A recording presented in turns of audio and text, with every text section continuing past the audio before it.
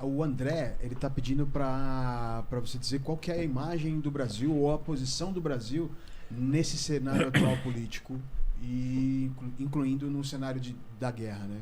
Qual seria a imagem do Brasil ou a posição do Brasil? Expondo já, né? Isso. O Brasil me parece que busca ficar longe desse conflito,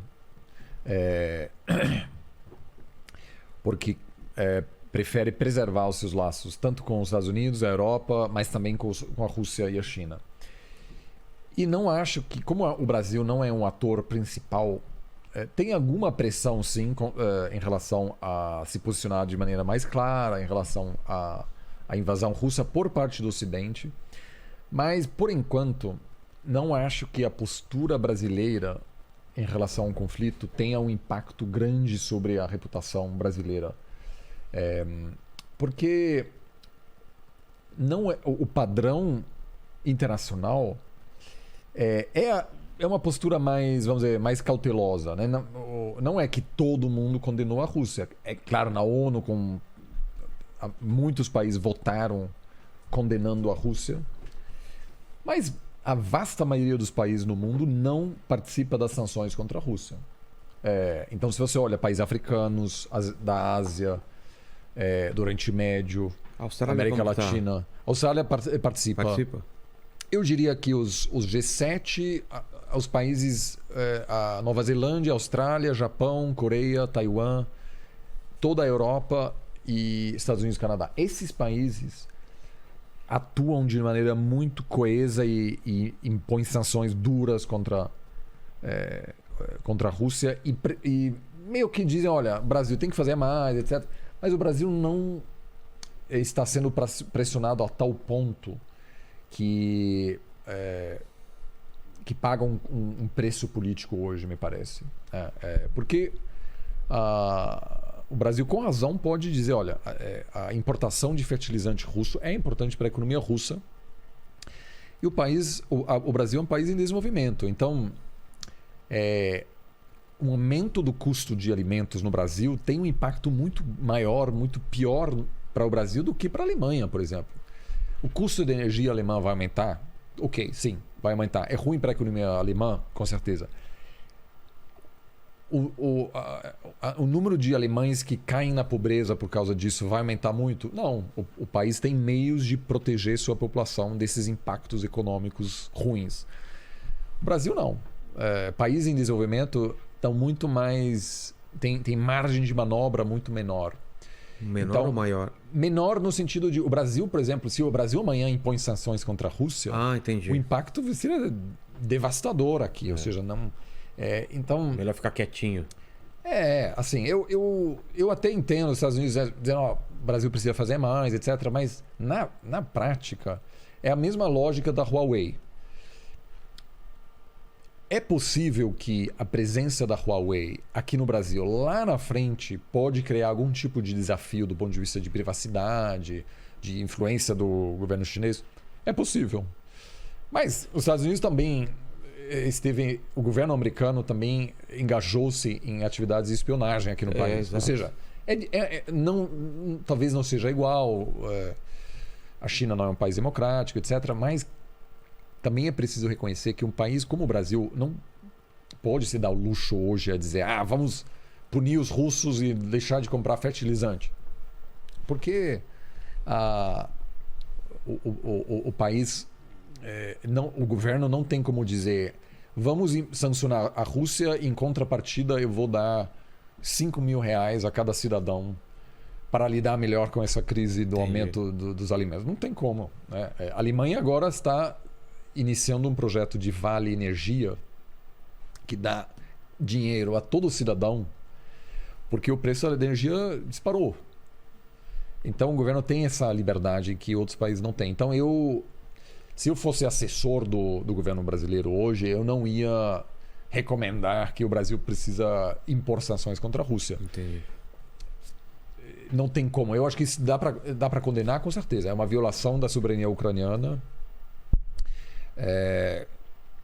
que preocupa e não pode criar um precedente, porque senão não é só uma guerra, é diferente de uma guerra dos Estados Unidos no Iraque, porque os Estados Unidos não anexou o Iraque, né? Não anexaram no sentido de dizer isso aqui agora é Estados Unidos permanentemente. Os Estados Unidos também cometeram uma violação do direito internacional e que foi condenada amplamente, corretamente. Mas a Rússia vai além. Ela diz: a gente não quer que a Ucrânia continue existindo. Isso é preciso condenar. Agora, a lógica de que o Brasil parar de fazer comércio com a Rússia e que isso ajuda nessa causa não me parece claro. Assim, nisso eu concordo com o atual governo brasileiro. Entendi. Foi a pergunta? E a eleição na França? Então, acho que a grande surpresa é que uma liderança política que sempre buscou proximidade com Vladimir Putin continua sendo altamente competitiva na França. A Marine Le Pen chegou a destruir material de campanha que ela imprimiu porque tinha uma foto dela com Vladimir Putin. Então muita gente achava que o Putin teria se tornado tão tóxico que a Le Pen ia perder apoio, porque as pessoas iam questionar a sabedoria política dela de ter se relacionado com esse cara. Mas ela continua sendo muito competitiva. Ela pode ganhar, eu acho pouco provável, mas é interessante porque ela é uma espécie de Trump da França. E para muitas elites e comentaristas, a presidência de Trump foi um fracasso. Ele não soube lidar bem com a pandemia, ele ameaçou a democracia americana, ele não foi um bom gestor do país, né? Ele não soube reagir bem a vários desafios. Mas isso não é consenso.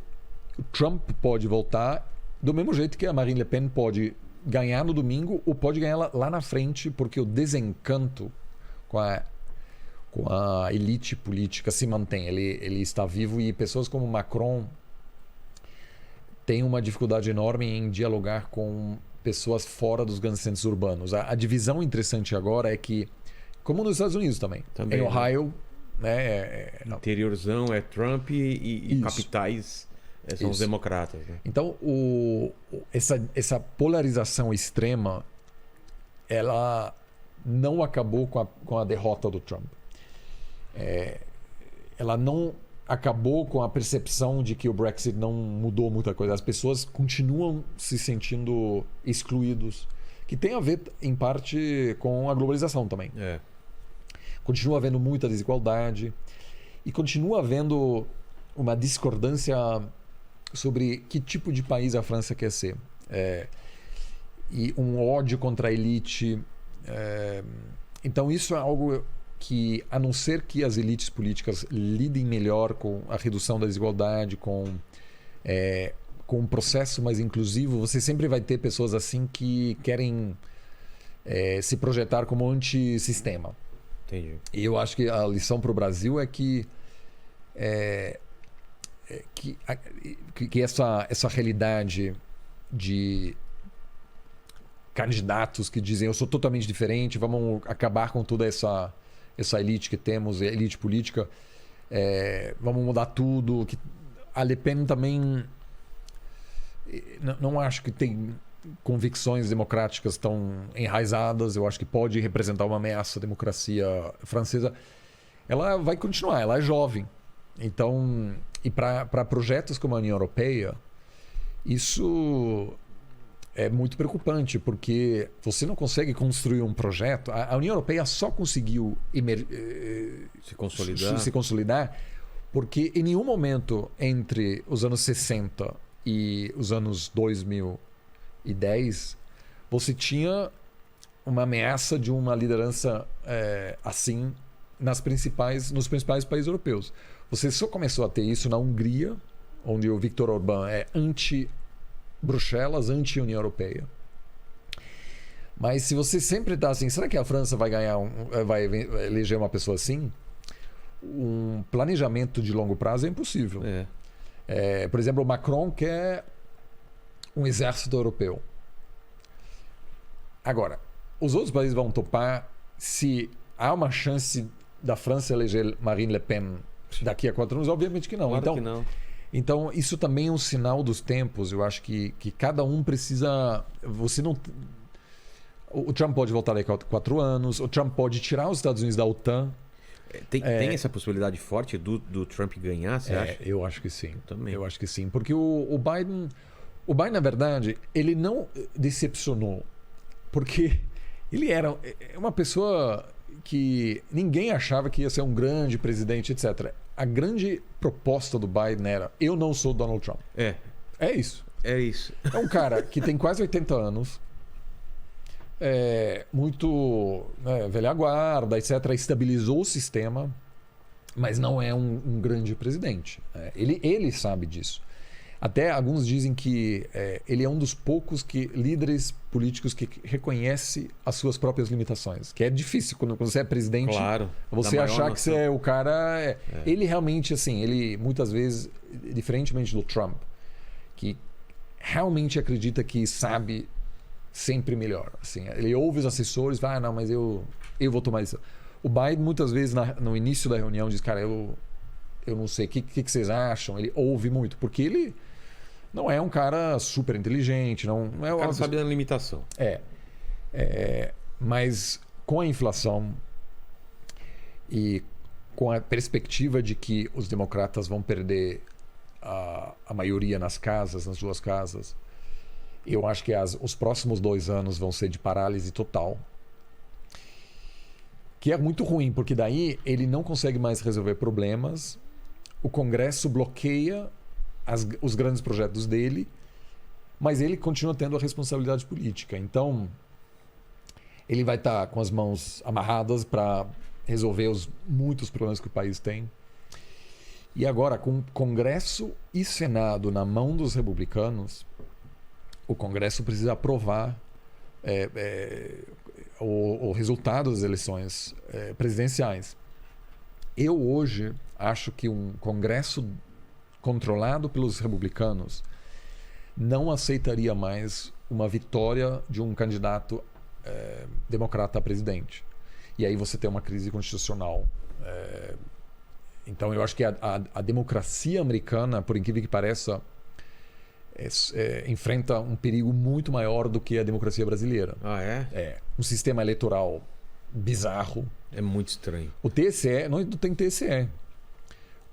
Então, você não tem uma instituição que comprova o resultado. Então, para Bolsonaro, por exemplo, dizer vai ter pressionar algum burocrata é difícil, porque é uma instituição centralizada que acompanha todo o processo. Nos Estados Unidos, são oficiais regionais que precisam dar ok no processo. Nossa. Então, eles são muito mais vulneráveis. O processo é estranho porque você pode ganhar o voto popular, mas perder o voto. Você pode não ser presidente apesar de ter obtido o maior número de votos. Isso é bizarro, né? Então tem todo um tipo de... tecnologicamente não tem a mesma sofisticação que o Brasil. Então, eu acho que há um risco real de haver uma crise constitucional profunda nos Estados Unidos. E aí, obviamente... Uma vez um amigo disse que a China merecia um rival melhor, né? Porque os Estados Unidos a grande parte da energia americana é dedicada para dentro. Exato. E qual era a situação na União Soviética? Os Estados Unidos, apesar de seus problemas, era um país muito focado para derrotar seu grande rival geopolítico. Hoje, a atuação estratégica americana é muito comprometida. E da França será também. Se cada 4 anos a Alemanha olha para a França e diz: será que uma pessoa super radical anti-União Europeia vai ganhar? Qual é a chance da Alemanha fortalecer a cooperação com a França? Ela não quer depender mais da França, porque a França tornou-se um ator imprevisível. os Estados Unidos se tornaram um ator imprevisível agora. Então, por exemplo, por isso assim, eu hoje, como assessor do presidente do Brasil, defenderia um grande acordo de cooperação com os Estados Unidos?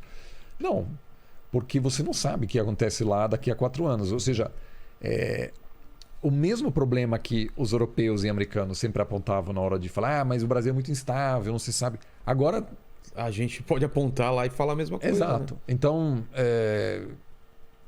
a França, isso eu acho que vai diminuir o peso geopolítico da França. A França exporta muito armamento. Então, eu depender de uma tecnologia militar francesa a longo prazo pode ser um problema, porque sei lá que a Marine Le Pen vai fazer. Ela disse, eu quero me aproximar da Rússia, quero aproximar a OTAN à Rússia. O que quer dizer isso? Não está claro, entendeu? Por quê? Porque ela tem uma certa simpatia pelo Vladimir Putin. Ela também é super conservadora, nacionalista. E o Putin é um cara que concentra muito poder, etc. Ele é admirado por pessoas com um viés autoritário do mundo inteiro. Tanto a esquerda quanto a direita. Então, eu acho que uma situação super preocupante na França e a França não conseguiu, eu acho que o Macron não conseguiu desenvolver um diálogo realmente inclusivo. E se você vai no campo francês hoje, tem um ódio muito grande contra o Macron.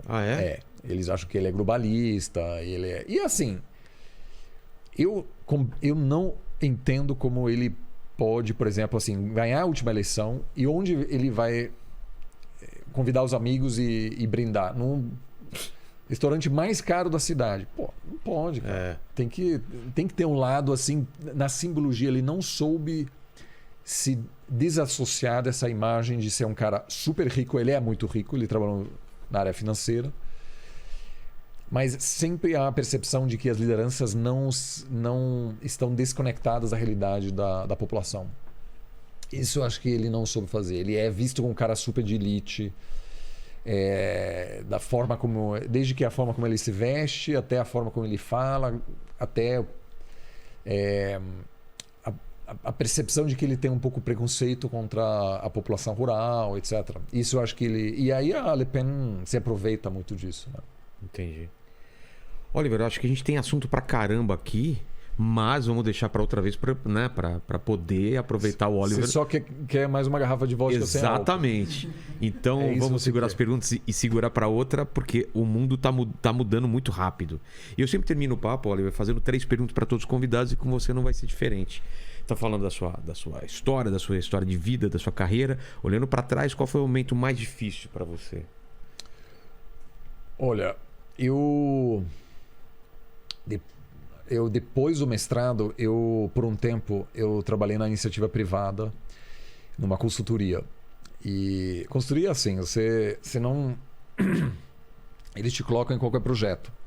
Então, eu tive um projeto de uma empresa na Hungria que vendia cabos para rede de TV, telefonia. E cheguei em Budapeste, isso foi em 2007, para um projeto de vários meses, em uma área que não entendia nada, e pior, eu sempre na minha vida, onde eu estivesse, queria aprender o idioma.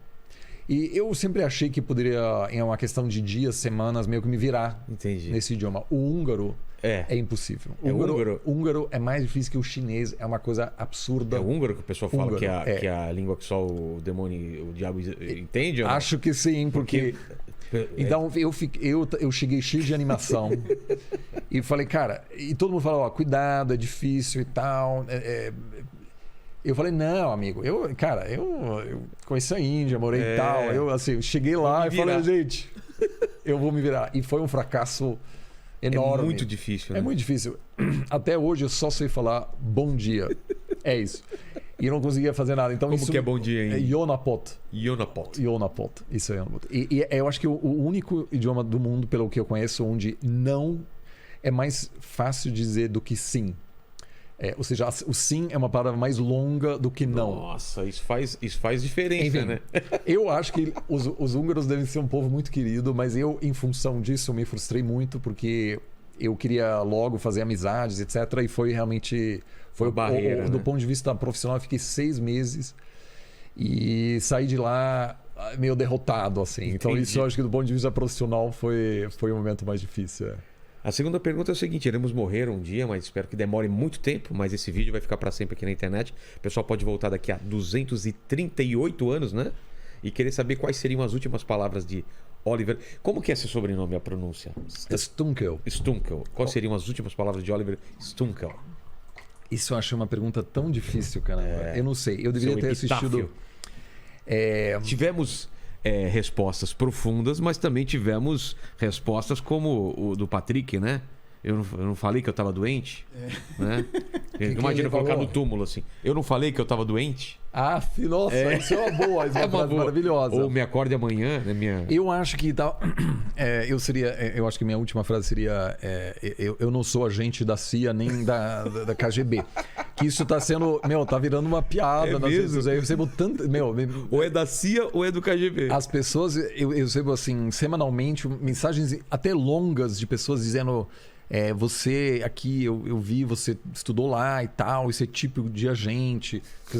Então eu acho que isso poderia ser uma frase, mas eu não falei que eu estava doente, eu acho que é uma boa... É boa, né? Talvez seria essa, eu vou roubar essa frase, talvez. Mas eu gostei dessa também, eu não sou agente. Ninguém acreditava, eu estava aqui reclamando. Cara, o pessoal eu acho que pode é ser um pouco brincadeira, mas... Teoria da conspiração, É um pouco isso, Não, mas assim, até agora é sempre engraçado. Mas assim. vamos falar a verdade. Um agente não falaria que é agente também, né? Faz toda a parte do... Então, até algumas pessoas falam, quanto mais você fala que você não as pessoas não conseguem. Ou seja, aí nos comentários, então, você escolhe se ele é agente. Você escreve nos comentários se ele é da CIA ou da KGB. Ou do Brasil seria o quê? Agente da... ABIN? Da ABIN. Só que a ABIN é diferente porque a ABIN não tem uma atuação externa muito ampla. De segurança mais interna. Seria mais o equivalente do FBI, por exemplo, assim, né? Ou seja, tem pessoas fora do país que acompanham, juntam a inteligência, etc. Mas não como a Rússia, a China, Israel, né? Mossad também. Entendi. Que, vamos dizer, tem uma atuação muito possante fora do país. Fora do país.